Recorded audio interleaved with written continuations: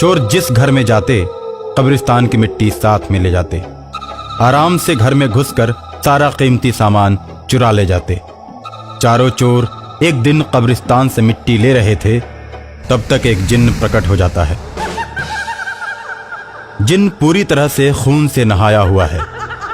उसे देखकर चारों चोर डर की वजह से भागने लगते हैं। जिन्न चारों को पकड़ लेता है और कहता है, तुम लोग रोज मेरे कब्रिस्तान से मिट्टी चुराते हो और छिड़क कर लोगों के घरों में चोरी करते हो।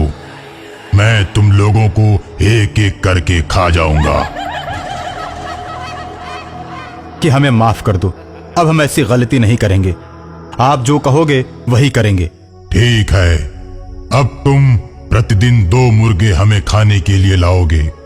हम तुम्हें माफ कर देंगे, लेकिन याद रहे, जिस दिन मुर्गे नहीं लाओगे उस दिन मैं तुम लोगों को मार कर खा जाऊंगा। ठीक है।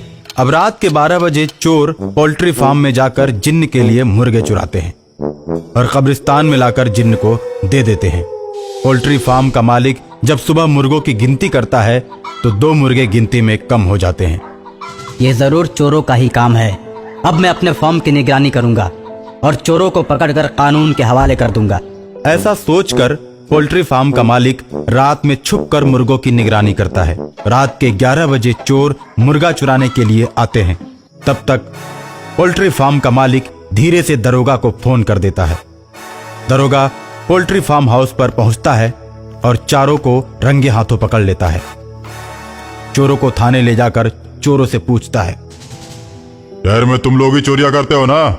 दरोगा जी, अगर हम लोग चोरियां नहीं करेंगे तो जिन्न हमें मार डालेगा।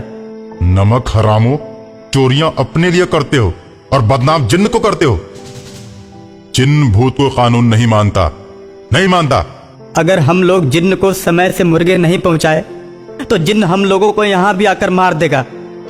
अबे तू क्या समझता है कि जिन्न के डर से मैं तुम लोगों को छोड़ दूंगा? इतना मारूंगा कि हेकड़ी गुम हो जाएगी। बता, तूने किस किस के यहाँ चोरियां की हैं? शहर में हम लोगों ने बहुत सी चोरियां की हैं, बहुत सी दुकानों को लूटा है। अरे किस किस का नाम लें? अब देखिएगा दरोगा जी, जिन्न इस वक्त आता ही होगा। उसके आने का समय हो गया है। कब्रिस्तान में जिन्न मुर्गा न पाकर क्रोधित हो जाता है और उन चोरों की खोज में निकल पड़ता है। अपनी शक्तियों से जिन्न पता लगा लेता है कि चारों चोर कहाँ हैं। जब जिन्न को पता चलता है कि चारों चोर पुलिस की गिरफ्त में हैं, जिसकी वजह से आज मेरे लिए मुर्गे का प्रबंध नहीं हो पाया, तो जिन्न और क्रोध से भर जाता है और तुरंत उड़कर पुलिस स्टेशन जा पहुंचता है। तुम लोग यहाँ पर हो और मैं तुम लोगों का कब से इंतजार कब्रिस्तान में कर रहा था। जिन्न के इतना कहने पर चारों चोर डर जाते हैं और थर थर कांपने लगते हैं। उन्हें लगता है कि जिन्न अब उन्हें मार देगा।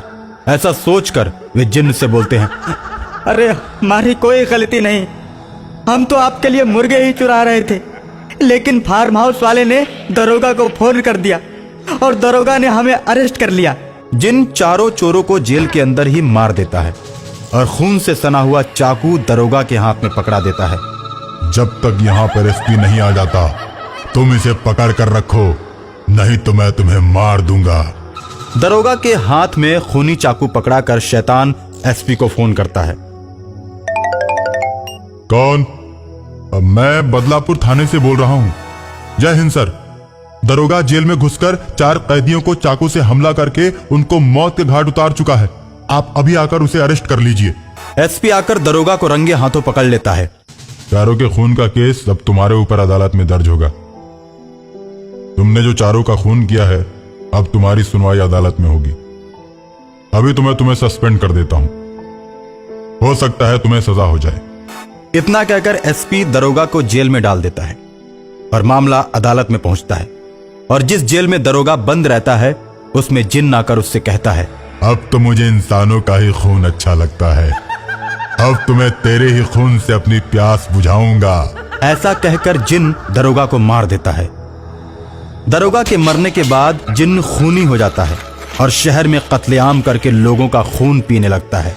ये बात एक मौलवी साहब को पता चल जाती है। मौलवी साहब जिन्न के पास जाते हैं और उसके ऊपर कब्रिस्तान की मिट्टी छिड़कते हैं। कब्रिस्तान की मिट्टी पड़ते ही वो जिन चिल्लाने लगता है, उसका शरीर जलने लगता है और जलकर वो धीरे धीरे खाक हो जाता है और इस तरह जिन्न का अंत हो जाता है।